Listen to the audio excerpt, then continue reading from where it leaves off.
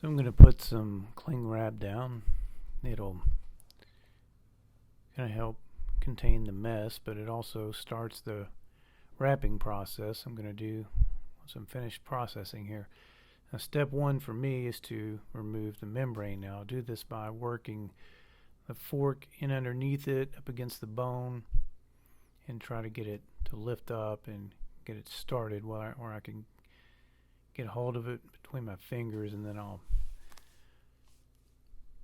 pull this off, and usually it'll come off of there in one piece. It's not that tough. The reason I do that is because I prefer it. I think it's a little cleaner. You can leave the membrane on and take it off after it cooks. It's up to you. So I'm going to wet it down with just plain water, nothing fancy. But I want to wet this surface so that the rub will stick. I'm going to coat all the surface. Now from this side you have better access to the edges. So you're going to make sure and coat everything with the rub. And use plenty. And always generous with the rub. You don't want to pile it up anywhere because it'll get overly salty.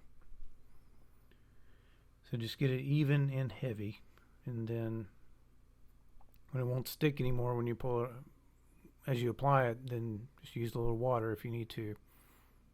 And usually what I'll do is after I spray it a little bit, I'll start to see some light areas and go back over them. Then I'll flip the other side, and it's already pretty wet, but I usually spritz it just a little and start applying the rub on that side. Again, as evenly as possible, but very generous, very heavy. And I'll wet it down. Look for light spots and reapply.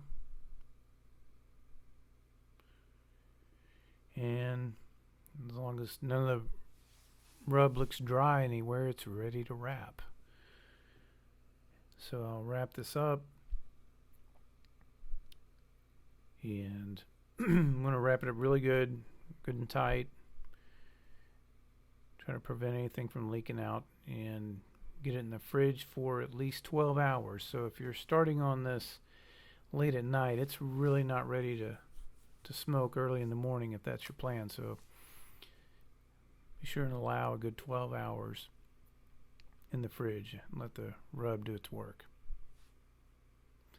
And put it on a drip pan in the fridge, and you're ready to go.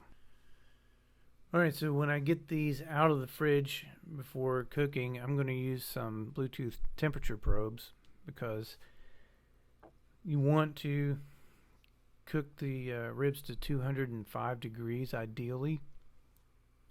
Now ribs are tough to figure out because it's a thin piece of meat. You got bones, you got a big end, small end, and all that, so it's impossible to get it cooked at the same temperature all over. But if you use 2 or 3 probes and kind of put them in different places, thin spots, thick spots, you'll get a good overall idea and give you the best chance of getting them cooked to perfection. Okay, now I have added water in my water pan and smoking chips for my electric smoker here, and I'm just going to pop them in here and close it up and monitor the temp from here on out with my app, and add chips about every hour until they're done. And I'm ready to smoke.